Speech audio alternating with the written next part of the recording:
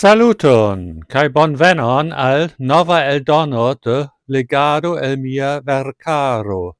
Mi estas Johan, kai en ĉi tiu kanalo mi parolas Esperanton, la internacian pontlingvon. Hodiaŭ temas pri altnivela muziko, presentante senioron Johnny Carpenter. Amrakonto laŭtlegita en 7 partoj. Hodiaŭ vi aŭdas la unuan parton. Antaŭparolo. Ĉu vi ankoraŭ pensas pri Hanso? Demandis Bettina. Kompreneble Maria ankoraŭ pensas pri Hanso, kiu rompis ŝian koron antaŭ 3 jaroj, ĉar li kaj liaj gepatroj preskaŭ subite elmigris eksterlanden, ĝuste kiam aferoj komenciĝis ekflami inter ili.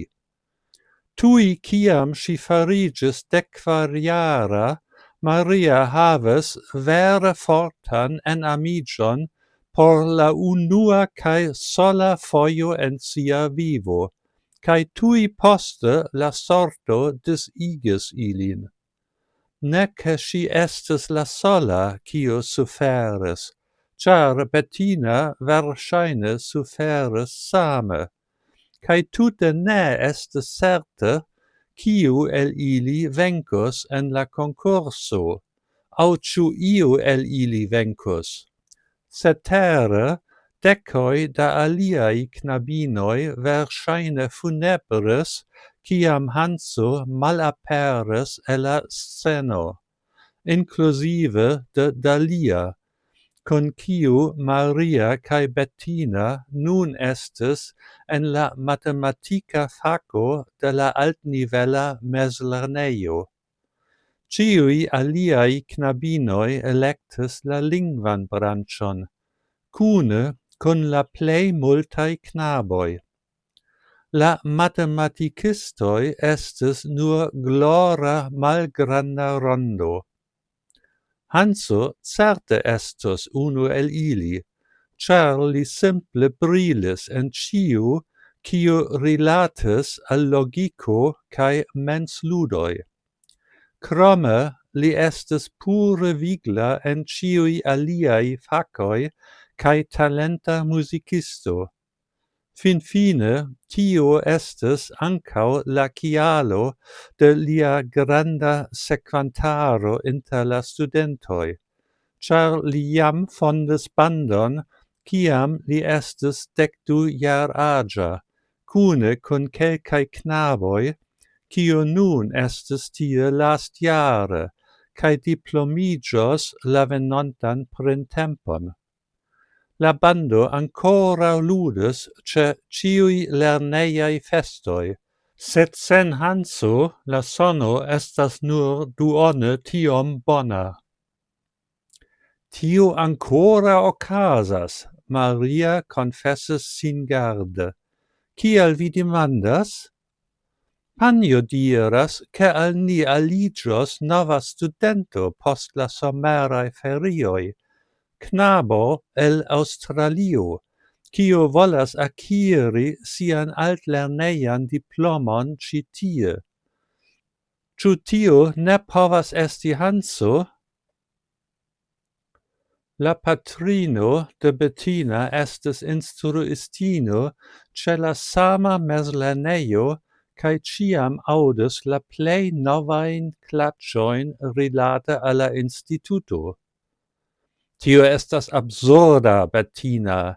Liaj gepatroj konstruis novan ekziston tie.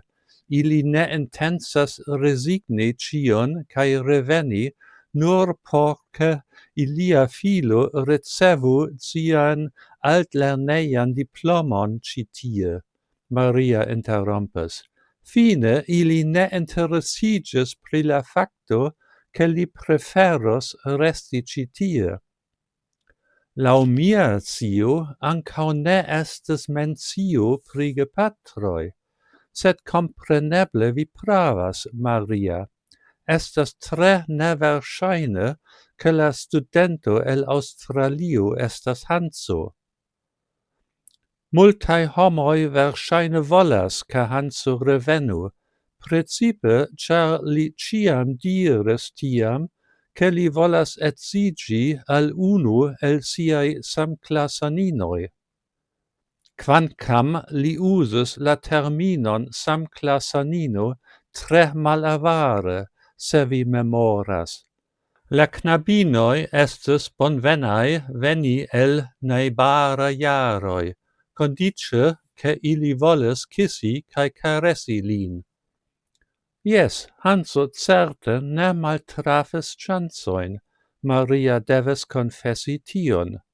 Kaj kiam ŝajnis, ke io okazos kun ŝi, li malaperis antaŭ ol ŝi eĉ havis veran kison kun li. Mi ne zorgas pri tio, kion homoj diras, Maria klarigis.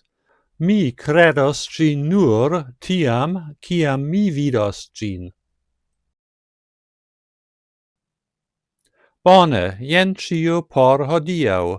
Daŭrigu sekvas, eble venontan sabaton.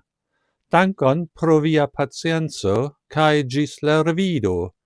Kaj ne forgesu, abonu mian kanalon, por ke vi ne maltrafu mian venontan filmeton. Ĝis.